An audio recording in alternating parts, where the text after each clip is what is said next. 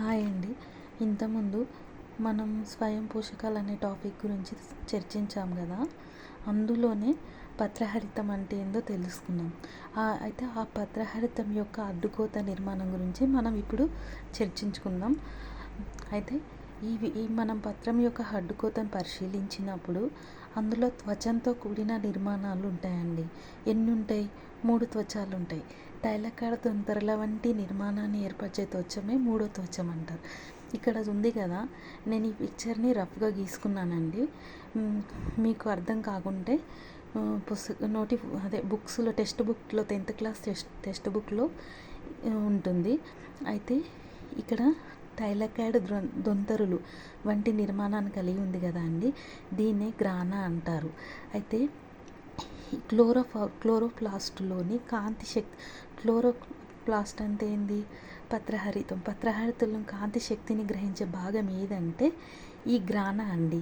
అంటే ప్రధానమైన భాగం ఈ గ్రానా కాంతిని గ్రహిస్తుంది. అయితే స్ట్రోమా, ఇక్కడ ఉంది కదా, ఇది స్ట్రోమా అండి. అయితే ఈ గ్రానా ఇదంతా గ్రానా కదండి.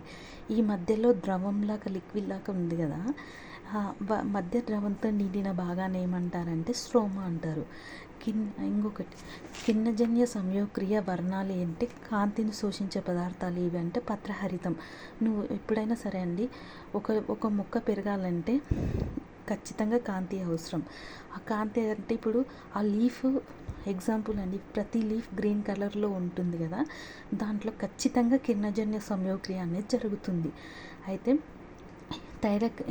తైలకాడ్ దొంతరం వంటి గ్రానాల్లో పత్రహరితం రెండు రకాలను కలిగి ఉంటుందండి. అదేంటి? రక్తంలోని హిమోగ్లోబిన్ అనే వర్ణాంధ్రంలో హిమ్ అని పోలి ఉంటుంది. నెక్స్ట్ పత్రహరితంలో మెగ్నీషియం ఉంటుంది. ఎగ్జాంపుల్ అండి, మనం పత్రంలో మనకు డౌట్ రావచ్చు, హిమోగ్లోబిన్ అనేది మానవుల్లో ఉంటుంది కదా, మళ్ళీ మీరు ఇట్లా చెప్తున్నాను మీకు డౌట్ రావచ్చు. అయితే నేను అంటుంది ఏంటంటే, ఇప్పుడు ఐరన్ అనే మనకు డాక్టర్ సజెషన్ ఇస్తాడండి, ఒక పత్రంలోని ఐరన్ అనే మూలకం ఉంటుందని, ఐరన్ ఉంటుంది, ఇప్పుడు ఆకుకూరలు తినండి అవి ఇవని చెప్తారు. అంటే ఈ ఇమ్ అనేది అంటే ఎగ్జాంపుల్ ఏంటంటే, డాక్టర్ మనకేమని చెప్తుండు, మొక్కల్లో ప్లాంట్లో ఐరన్ ఉంటుందని చెప్తుండు. ఇక్కడ కూడా హిమోగ్లోబిన్ అనే వర్ణం ఉంటుందని నేను అందుకే చెప్పిన. నెక్స్ట్ పత్రహరితంలో మెగ్నీషియం అనేది ఉంటుంది.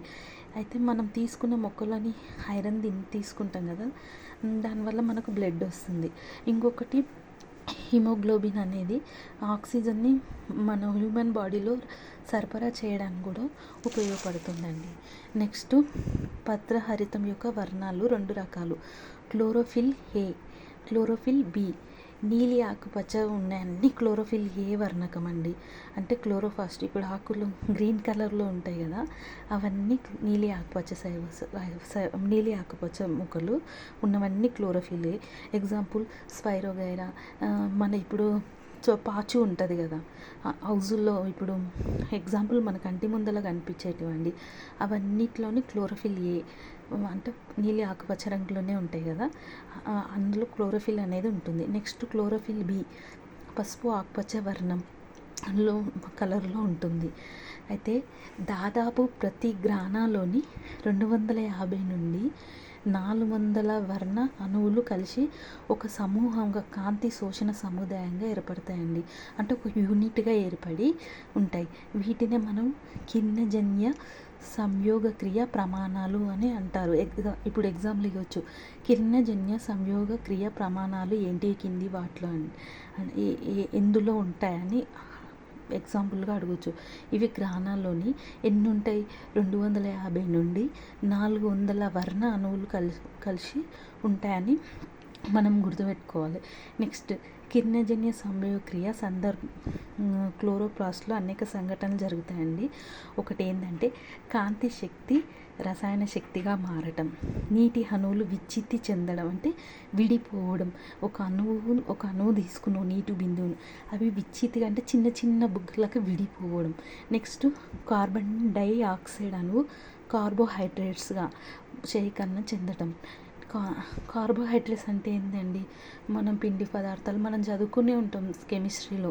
ఏది సుక్రోజు, మాల్టోజు, గ్లూకోజు, ఎగ్జాంపుల్ ఎక్స్ట్రా. అంటే మనకి ఇప్పుడు ఇక్కడ అవసరం లేదు, నేను నార్మల్గా కార్బోహైడ్రేట్స్ అంటే ఏందో చెప్తున్నా.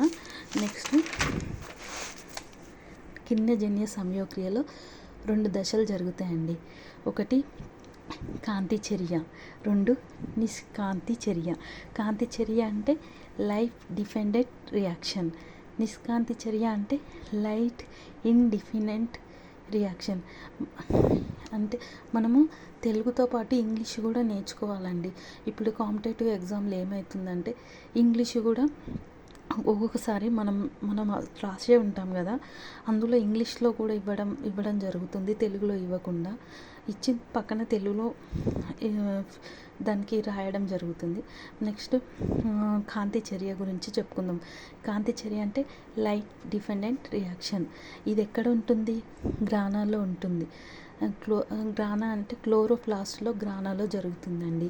అయితే నేను ఇక్కడ చిన్న చార్ట్గా తీసుకున్నానండి. నేను షార్ట్కట్లో అంటే నేను నా ఓన్గా నేను రాసుకున్నా. అయితే కాంతి చర్యలో ఫస్ట్ ప్రధాన పాత్ర వహించేది ఏంటంటే కాంతి. నెక్స్ట్, కాంతి రసాయనిక చర్యల ఒకదాని తర్వాత ఒకటి అతి త్వరగా జరుగుతుంటాయి. అంటే కాంతి చర్యల ఫస్ట్ ప్రధాన పాత్ర కాంతేనండి, మెయిన్ ప్రధాన పాత్ర.